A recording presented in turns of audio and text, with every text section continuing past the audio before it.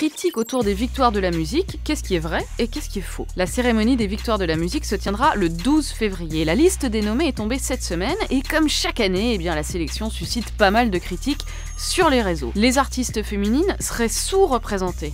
Le rap aussi serait sous-représenté et les plus gros vendeurs d'albums seraient sous-représentés. Alors d'abord, le rap est-il vraiment sous-représenté cette année ? Pas plus, pas moins que d'habitude. En 2020, on avait Nekfeu, PNL et L'Homme Pâle. Cette année, on trouve Attic, Lou and the Yakuza, Gaël Faye. Beaucoup critiquent en disant que c'est pas du rap, alors chacun se fera son avis.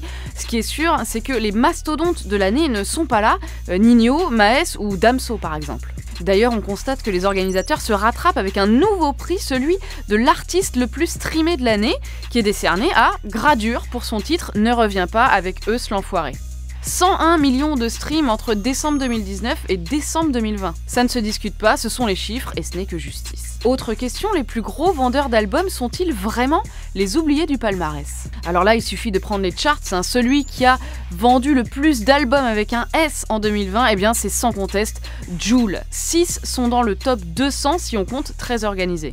C'est énorme, 770 000 exemplaires écoulés, ce sont les chiffres du SNEP, le syndicat de l'édition phonographique. Or, Jul n'est pas là, 0 nomination, mais c'est vrai qu'il a déjà été récompensé en 2017. Alors toujours d'après les chiffres du SNEP, les 3 meilleures ventes de 2020, ce sont Vita et Slimane, Ninho et Maes. Or, aucun des 3 n'est nommé. Mais ceux qui sont nommés sont bien dans le top 20, Benjamin Biolay, Vianney ou encore Julien Doré.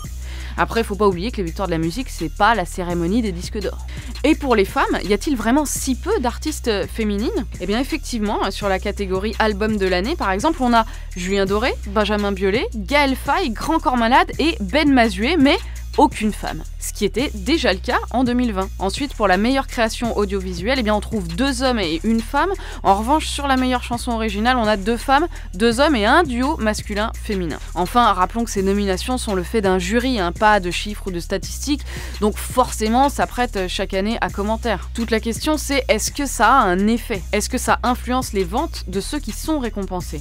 Quand on regarde qui a le plus vendu en 2020 après la dernière cérémonie, honnêtement, on peut répondre non, à voir donc pour 2021.